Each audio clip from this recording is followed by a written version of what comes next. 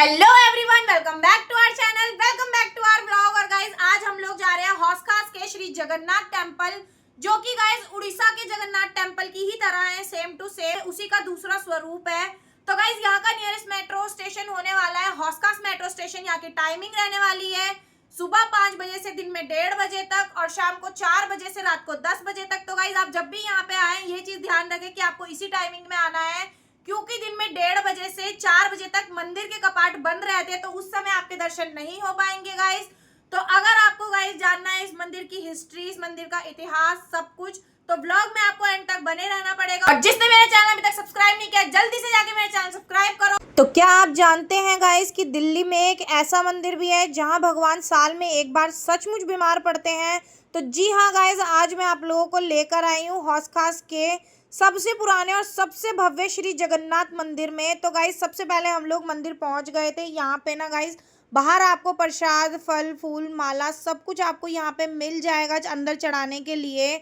और साथ ही गाइस आपको यहीं से सब कुछ लेना, यहाँ पे दिया अगरबत्ती भी मिलेगी। और हम यहाँ पे आए थे ना, तो यहाँ पे हमने सुना था कि भगवान जी रथ यात्रा पर से आए थे और भगवान 2 दिन तक बाहर ही रहने वाले थे। तो आज हमारे बहुत ही अच्छे दर्शन होने वाले हैं, ये तो हमें देखने के साथ ही पता चल गया था गाइस। और साथ ही ना आपको चप्पल बाहर ही उतारनी पड़ेगी, जहाँ से आप प्रसाद लोगे वहीं पर। तो गाइज ये ना दिल्ली का सबसे पहला और सबसे पुराना जगन्नाथ मंदिर है। इसकी शुरुआत 1967 में हुई थी, जो कि श्री नीलाचल सेवा संघ द्वारा की गई थी। इस मंदिर को दिल्ली में रहने वाले सभी ओडिया समुदाय के लोगों ने मिलकर बनाया था, ताकि जो पुरी जैसे संस्कृति है वो यहाँ पर भी जीवित रह सके। और साथ ही गाइस ये पूरा मंदिर ना सफेद रंग के संगमरमर से बना हुआ है, आप देख सकते हो, जो कि बिल्कुल ओडिशा के जो पुरी मंदिर है बिल्कुल उसके जैसा दिखता है। गाइस ये जो आपको इस रथ पे 3 मूर्तियां दिख रही है ना, ये तीनों ही नीम की लकड़ी से बनी हुई है। बीच में है जगन्नाथ भगवान जी, उनके साइड में है उनके भाई बलभद्र जी, और उनके साइड में उनकी लाडली बहन सुभद्रा जी की मूर्ति बनी हुई है। और गाइस यहाँ की ना साथ ही रथ यात्रा भी बहुत ज्यादा प्रसिद्ध है, जिससे ठीक 15 दिन पहले ज्येष्ठ पूर्णिमा आती है, जिसे स्नान पूर्णिमा भी कहते हैं। इस दिन भगवान जगन्नाथ को ना पूरे 108 घड़ों के ठंडे पानी से स्नान कराया जाता है, एकदम पवित्र स्नान। और गाइस कहते हैं इतने सारे पानी से नहाने के बाद ना जगन्नाथ भगवान को बहुत तेज बुखार आ जाता है, तो इसीलिए मंदिर के कपाट 15 दिन के लिए बंद कर दिए जाते हैं। और इस टाइम को ना अड़सल काल कहा जाता है। 15 दिन में भगवान को सिर्फ और सिर्फ आयुर्वेदिक जड़ी बूटियां या फिर आयुर्वेदिक काढ़ों का भोग लगाया जाता है। और साथ ही गाइस यहाँ पे ना प्रसाद चढ़ाने के बाद साइड में ही आपको एक जगह दी गई है, जहाँ पे आपको नारियल खुद से फोड़ना है। पंडित जी ने यहाँ पे मुझे प्रसाद दे दिया था, और साइड में मैं आपको दिखाऊंगी गाइस, यहाँ पे ना सब लोगों ने नारियल फोड़ा था खुद से ही, और फिर उसके बाद गाइस चढ़ाया था वहाँ पे। उसके बाद हम लोग जाते हैं गाइस यहाँ से अंदर मंदिर के बाहर ही। गाइस इतनी ज़्यादा भीड़ थी। तो गाइस आप ये जो मंदिर के शिखर पर लहराता हुआ ध्वज देख रहे हैं ना, इसकी एक अलग ही मान्यता है। ऐसा बोला जाता है सबसे पहले तो कि ये जो ध्वज है ये येलो कलर का है, और ये भगवान जगन्नाथ को बहुत ही प्रिय कलर था। और साथ ही गाइस इसकी ये मान्यता है कि अगर कोई किसी कारणवश भगवान जगन्नाथ के दर्शन नहीं कर पाता गर्भगृह में जाने के बाद, और अगर वो पूरे सच्चे दिल से इस ध्वज के दर्शन कर ले, दूर से ही देखकर या कैसे भी इसको देखकर, इससे ही अपना हाथ जोड़ के अपने मन में मांग ले, तो गाइस उनको साक्षात जगन्नाथ भगवान से मिलने जितना सुख प्राप्त होता है उनका मंदिर में आना एकदम सफल हो जाता है गाइस। और साथ ही गाइज ये मंदिर ना बहुत ही ज़्यादा सुंदर है, जितना आपको वीडियो में देख के नहीं लग रहा होगा, आप सामने से देखोगे उतना ही ज़्यादा खूबसूरत लगेगा ये आपको। मतलब इस मंदिर की एक एक नक्काशी इतनी खूबसूरत तरीके से करी गई है कि मतलब आंखों को ना एक अलग ही चमक दे देता है। आप सामने से देखोगे इतनी शांति, इतना सुकून है यहाँ पे। अगर गाइज आप दिल्ली के मंदिरों की यात्रा कर रहे हैं या फिर यात्रा करना चाहते हैं, तो गाइज उसमें ना अपनी लिस्ट में ये मंदिर ज़रूर रखना। गाइज आप लोगों को भी ज़रूर ये मंदिर देखना चाहिए, जगन्नाथ भगवान जी के ज़रूर दर्शन करने चाहिए गाइज।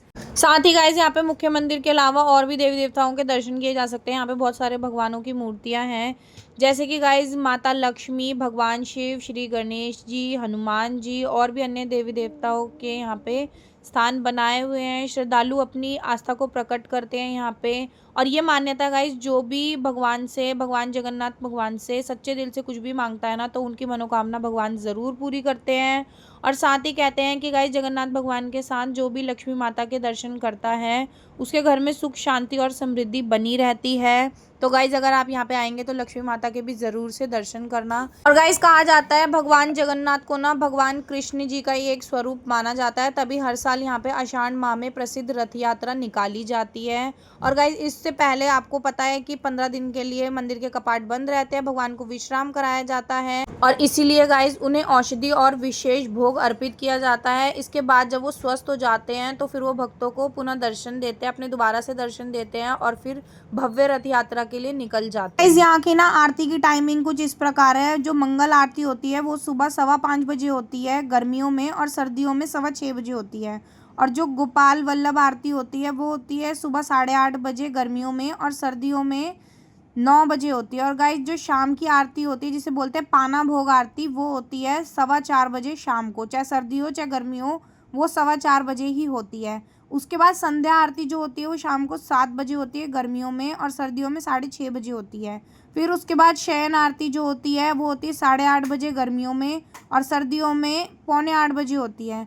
तो गाइज, ये है वहाँ की आरती की टाइमिंग। और इसके बाद ना गाइज, हम लोग मंदिर के पूरे दर्शन करने के बाद यहाँ से ना बाहर निकलते हैं, और देखते हैं गाइज यहाँ पे ना बहुत ही ज़्यादा भीड़ थी, और टाइम होना था 9:45। तो गाइज, हमें ना वहाँ पे बताया कि अभी ना भगवान जी को भोग लग रहा है, और उसके बाद ना अब आरती होगी। तो हम भी गाइज यहाँ पे रुक गए, और आप देख सकते हो गाइज यहाँ पे ना ढोल नगाड़े वाले खड़े हुए थे। तो गाइज, हमने भी सुना था यहाँ पे आरती ना बहुत ही भव्य तरीके से होती है, फुल ढोल नगाड़े सब बजते हैं। तो गाइज, जैसे ही ये पर्दा खुला ना, मतलब मैं तो सब कुछ भूल चुकी थी, एकदम ब्लैंक हो गई थी भगवान जी को देखकर।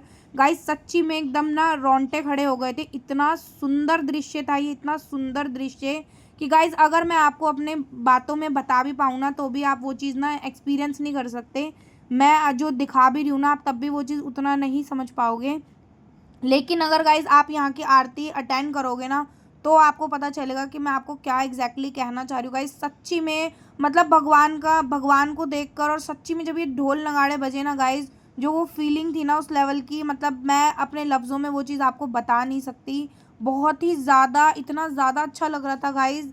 ऐसा लग रहा था कि एक सुकून, एक शांति, मतलब बहुत अच्छी पॉजिटिविटी, बहुत अच्छी वाइब आ रही थी वहाँ पे। तो गाइज, अगर आप अभी तक नहीं गए हैं श्री जगन्नाथ टेम्पल, तो जल्दी करिए गाइज। आप लोग भी, अगर आप दिल्ली से नहीं हैं तो दिल्ली आएंगे, और अगर आप मंदिरों के दर्शन करेंगे, मंदिरों की यात्रा करना चाहते हैं दिल्ली में, तो आप ज़रूर से श्री जगन्नाथ टेम्पल आएँ, वो भी हौस खास में।